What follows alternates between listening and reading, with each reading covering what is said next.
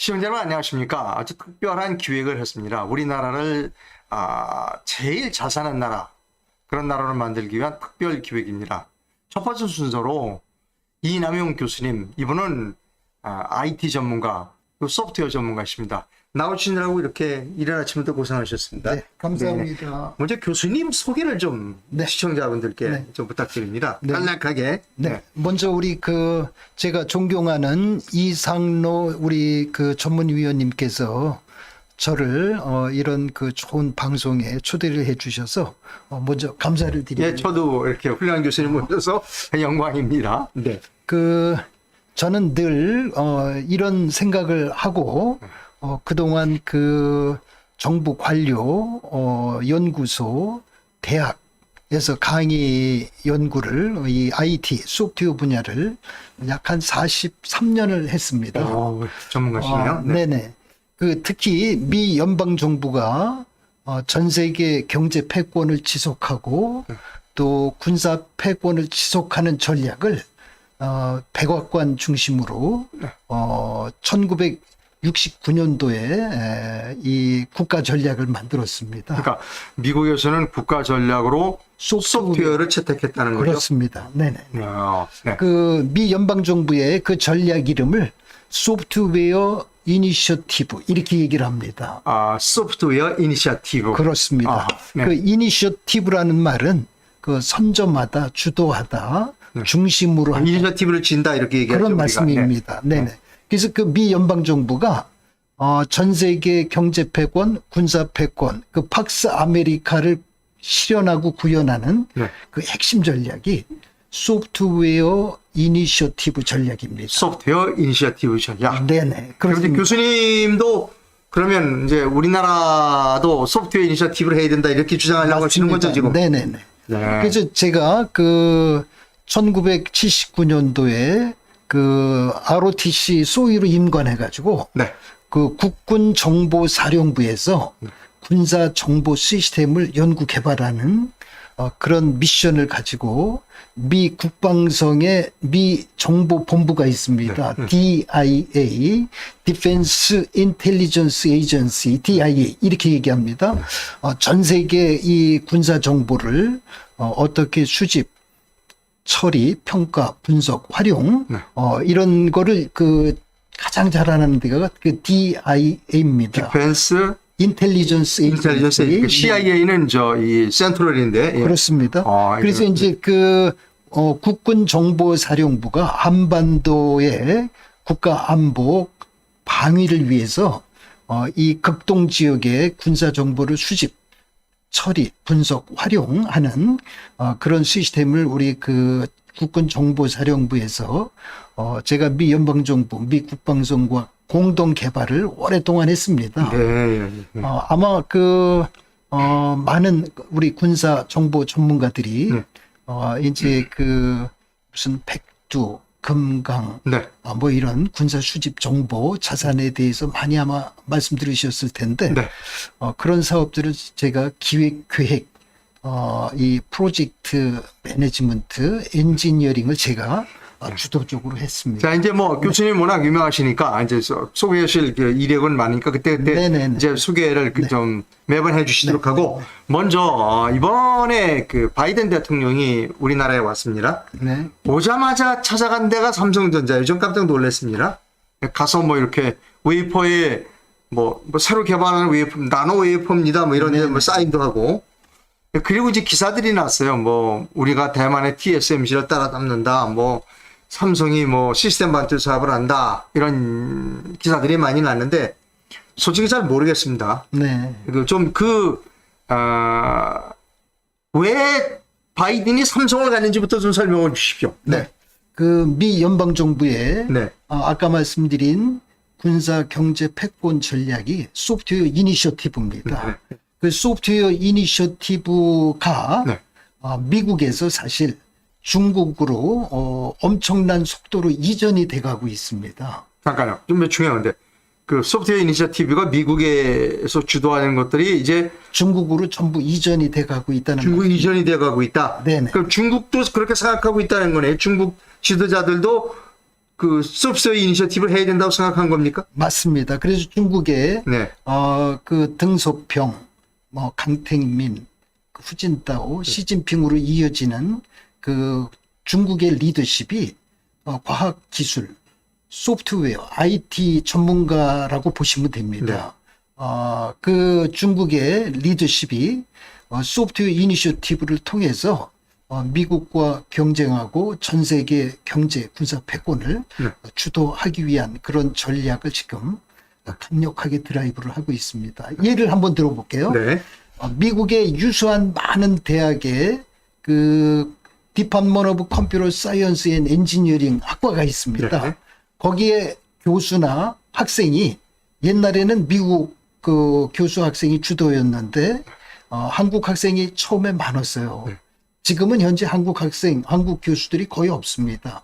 전부 중국 교수 학생 또는 인도 교수 또는 학생입니다. 즉 소프트웨어 IT 컴퓨터 관련 기술이 급속하게 미국에서 중국과 인도로 전부 이렇게 그 트랜지션 전이가 돼 가고 있습니다. 네. 즉 미 연방 정부가 소프트웨어 이니셔티브를 지속할 수 없다라고 판단을 했고 트럼프 정부나 이 바이든 정부는 이거를 회복하기 위해서 뭐 리쇼링이라는 말을 많이 하지요. 미국으로 이 자동차, 반도체 이런 공장들을 다시 전부 리쇼링 다시 들어온다. 들어오게 만드는 전략, 무슨 뭐 금융 혜택, 세제 혜택, 여러 가지 운영 혜택을 통해서 이제 그런 리쇼링 전략을 그동안 미 연방 정부가 추진하고 있지 않습니까?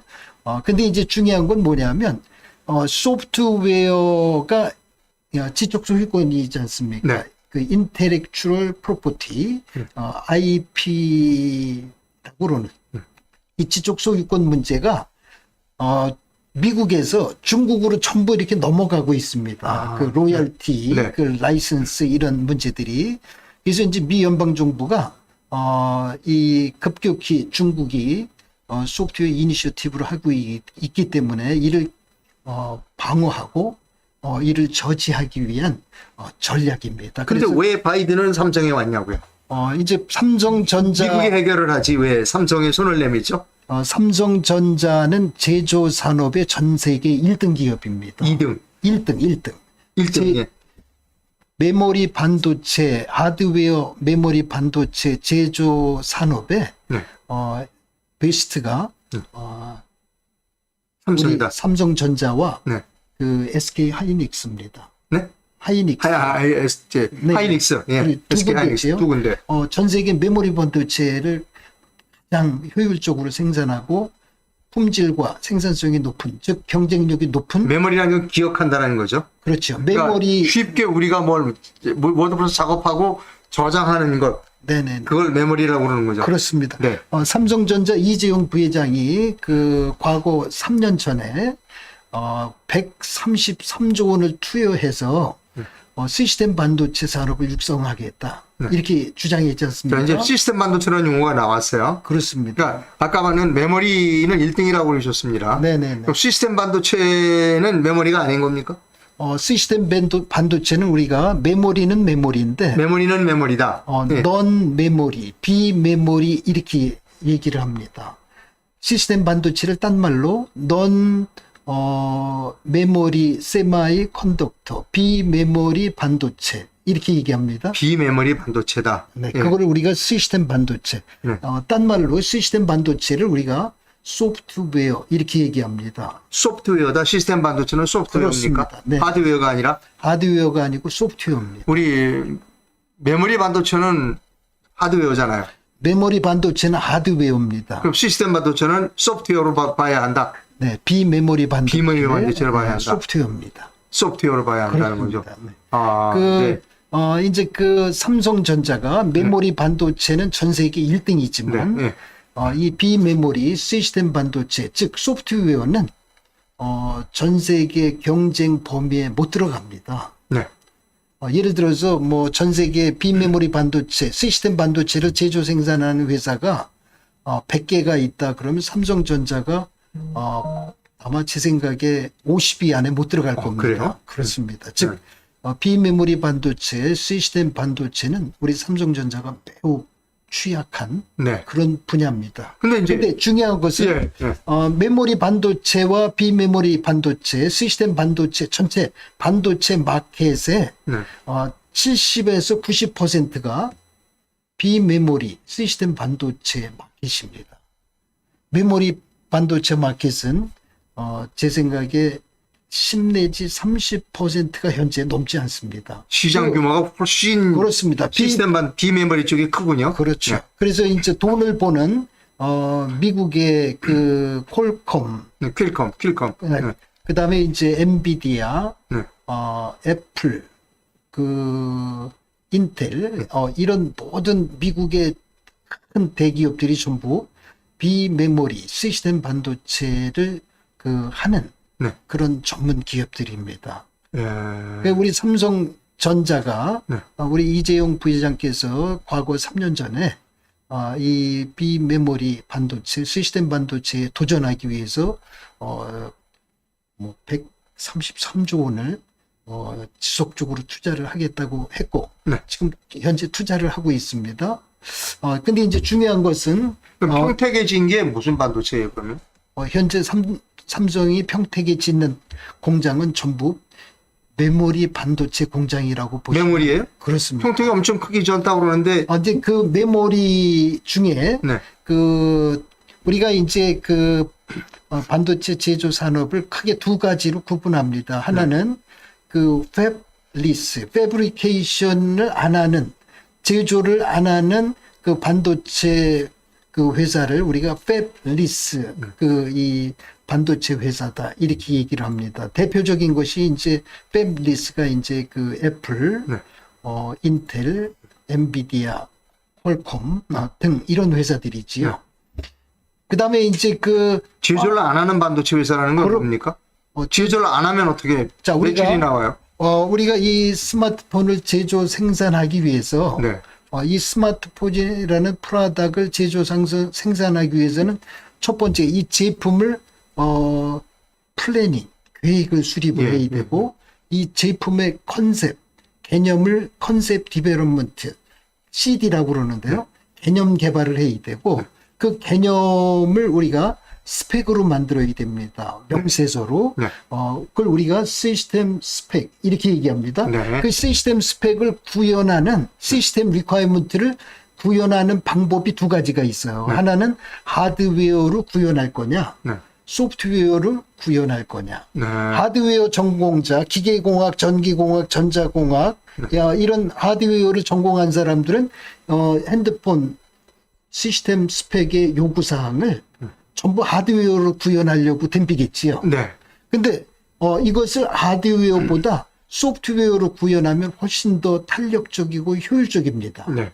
그래서 소프트웨어, IT, 컴퓨터 공학을 전공한 사람들은 이게 시스템 스펙을, 시스템 요구사항을 하드웨어로 알로케이션 할 거냐, 소프트웨어로 알로케이션 할 거냐, 이거를 균형 있게 합니다. 근데 이제 삼성전자가 아까 메모리 하드웨어 중심 제조 산업업체라고 그랬잖아요. 삼성전자는 이 스마트폰 제조 개발의 책임자들이 기계공학, 전기공학, 전자공학 전공자들입니다. 현재.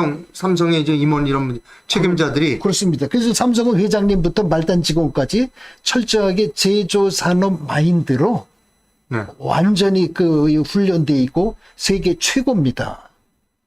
하드웨어 쪽엔 최고다. 그렇습니다. 근데 소프트웨어로는 생각을 못 해요. 이거를. 내가 하드웨어가 아닌 소프트웨어로도 할 수 있는 부분이 존재한다는 거죠. 그러면 그 하드웨어로 할 것인가 소프트웨어로 할 것인가 이걸 우리가 시스템 리퀘어먼트를 어떻게 할당 알로케이션 할 건가 이걸 우리가 시스템 엔지니어링이라고 그럽니다.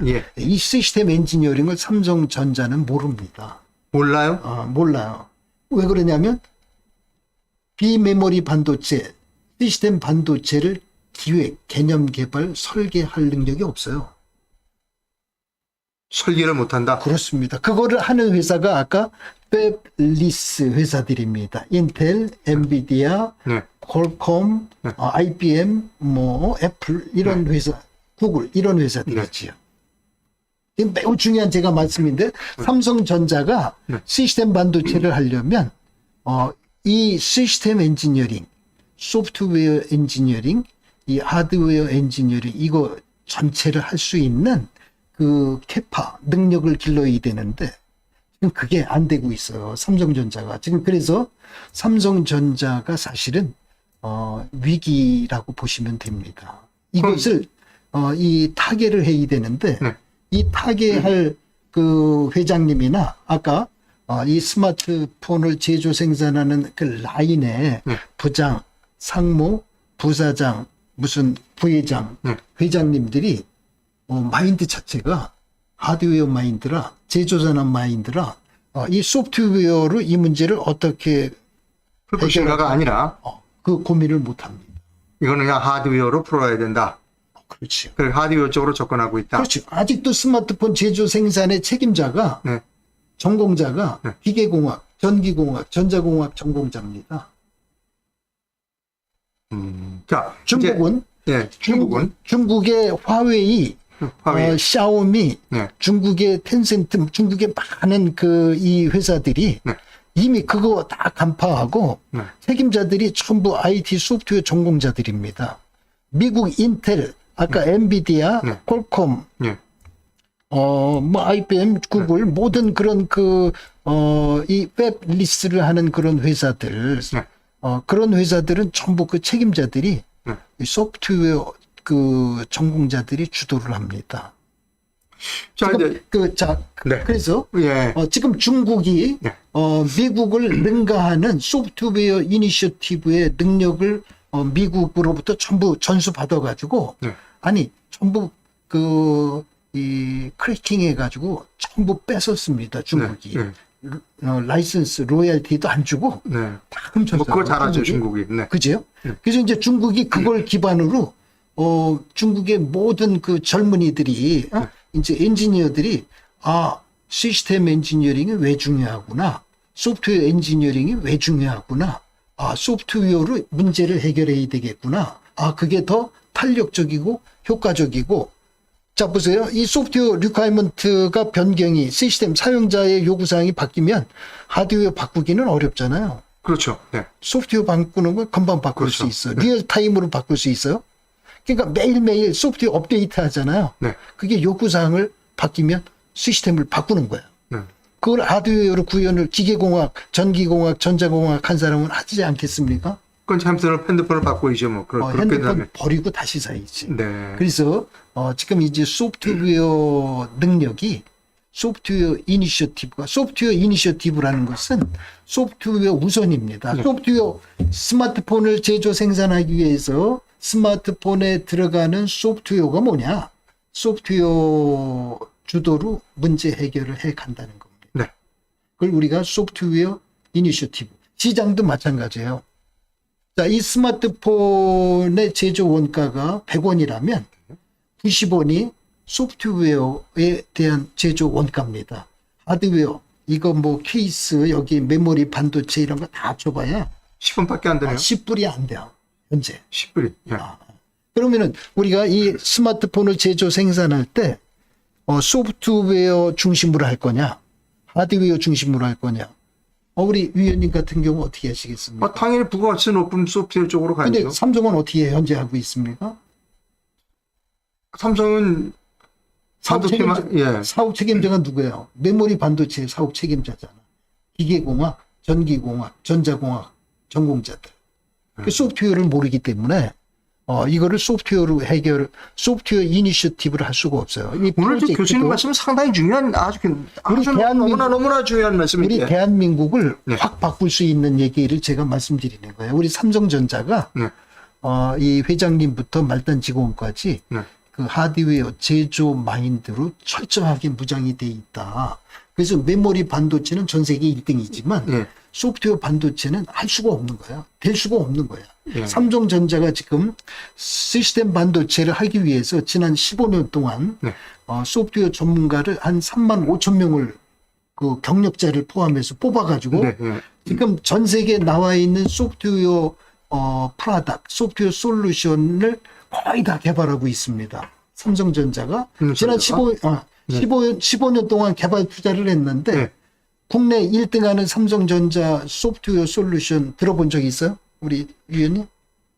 그래서 저는 뭐 이렇게 뭐 1등 했다는 얘기 들어본 일이 없는데. 네. 아니 전 세계 1등하는 전 세계. 제품이 있어요? 있을 턱이 없잖아, 그지요? 15년 동안 3만 5천 명이 개발했는데. 자, 우리가 그 IBM 예를 들면 IBM이 글로벌 리딩 폼이었잖아요. 네, 네. 전 세계 이 컴퓨터 분야에.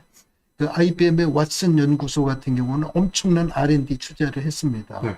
그 지난 30년 동안 IBM이 R&D 투자를 전 세계 R&D 센터에다가 엄청나게 했는데 IBM이 개발한 솔루션, 소프트웨어 솔루션이 한 건도 성공한 게 없어요. 그럼 전부 IBM이 그동안 비즈니스를 성공했는데 어떻게 성공한 거냐면 소프트웨어 솔루션을 잘 만든 중소벤처기업의 솔루션을 M&A를 통해서 샀어. M&A를 통해서 IBM의 전 세계 유통망을 통해서 네. 그 디스트리뷰션하고 서비스하고 네. 그래서 IBM이 옛날에는 컴퓨터 메인프레임 제조 산업체였는데 하드웨어 업체였는데 네. 지금은 그 완전히 소프트웨어 중심의 서비스 업체로 완전히 트랜스포메이션 했어, IBM. 네. 아까 IBM은 일단은 성공한 겁니다. 아하. 그럼 우리 삼성전자가 네. 철저하게 메모리 반도체 하드웨어 중심의 제조 산업체잖아요. 네. 그럼 삼성전자의 트랜스포메이션을 소프트웨어 중심의 서비스 산업체로 가야 돼. 네. 미국의 애플이 뭐 하는 회사지요? 소프트웨어 중심의 서비스 하는 회사예요. 네. 마이크로소프트가 뭐 하는 회사지요? 소프트웨어 중심의 서비스 하는 회사예요. 네. 뭐 구글, 뭐 모든 회사가 전부 네. 소프트웨어 중심의 서비스 회사다. 그러니까 삼성도 소프트웨어 중심의 서비스로 가야 하는데 그렇지. 지금 삼성의 현 주소는 아직도 하드웨어 회사이다. 그렇죠. 예. 그래서 그 삼성의 그 마인드를 가지고는 그 아까 소프트웨어 솔루션을 지금 뭐 수천 종을 개발하고 있지만 네. 국내 1등조차도 할 수 없는 네. 그런 이 한계에 부딪힌다. 그건 IBM이 지난 30년 이미 증명했습니다. 아. 삼성전자도 아무리 R&D 투자를 많이 해도 소프트웨어 솔루션으로 국내 전 세계 1등하는 품목을 만들 수 없다는 거예요. 자, 우리가 시스템 반도체라는 것은 다양한 응용 분야에 수없이 다양한 그 소프트웨어들이 있습니다. 네. 그 소프트웨어를 개발하는 거거든. 시스템 반도체를 우리가 이런 거를 시스템 반도체다 이렇게 얘기를 해요. 마이크로 프로세서. 뭐 인텔 뭐 얘기 그렇죠. 네. 그 애플 이런 데가 애플리케이션 프로세서, 마이크로 프로세서 이런 거 개발하는 회사들이잖아. 네. 그 마이크로 프로세서를 우리가 비메모리 반도체 소프트웨어다 이렇게 얘기를 해요. 아, 예. 네. 그다음에 그 각종 이 공장 자동화 무슨 뭐 로봇 이런 데 내장되는 컴퓨터 기계 우리가 텔레비 냉장고 세탁기에 전부 내장 인베디드 네. 컴퓨터 소프트웨어 시스템들이 있잖아요. 네. 그거를 우리가 컨트롤러 이렇게 얘기를 합니다. 컨트롤러. 네. 네, 예를 들어서 자동차의 퓨럴 인젝션 컨트롤러 있지요. 네. 우리가 자동차에서 이 경유가 됐건 휘발유가 됐건 들어오면 공기하고 이렇게 해서 압축해야 되잖아요. 그런 거를 컨트롤하는 게 퓨럴 인젝션 컨트롤러인데 그게 비메모리 반도체, 시스템 반도체라는 거예요. 네. 마이크로 프로세서, 그다음에 컨트롤러. 그다음에 이제 애플리케이션 스페시픽 IC, 인티그레이티드 서킷. 우리가 그 애플리케이션 분야별로 텔레비 냉장고 세탁기, 선박, 항공기, 무슨 자동차, 철도 수없이 많은 다양한 분야에 전부 그런 애플리케이션 스페시픽 IC들이 다 장착이 됩니다. 네.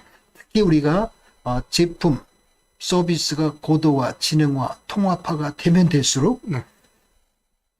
비메모리, 시스템 반도체가 내장이 많이 되게 돼 있어요. 그걸 우리가 소프트웨어라고 그래. 내장형 소프트웨어 시스템. 자, 이게 그 네. 내장형 네, 이 소프트웨어 시스템이 바로 에직이라고 이렇게 부르는데 네. 그 프로세서, 컨트롤러, 에직.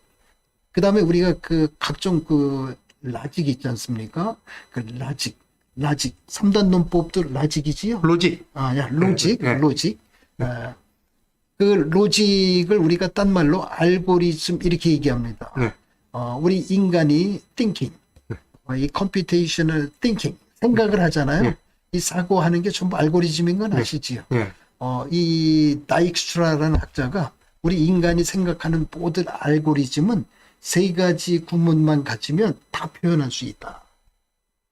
그게 소프트웨어를 어떻게 프로그래밍 할 건가가 이미 그렇게 답이 있다는 거예요. 네. 그래서 우리가 이 알고리즘을 라직이라고 그러는데 사실은 뭐 이 오아 게이트, 엔드 게이트 이런 게이트도 라직이지만 이 알고리즘이 전부 라직입니다.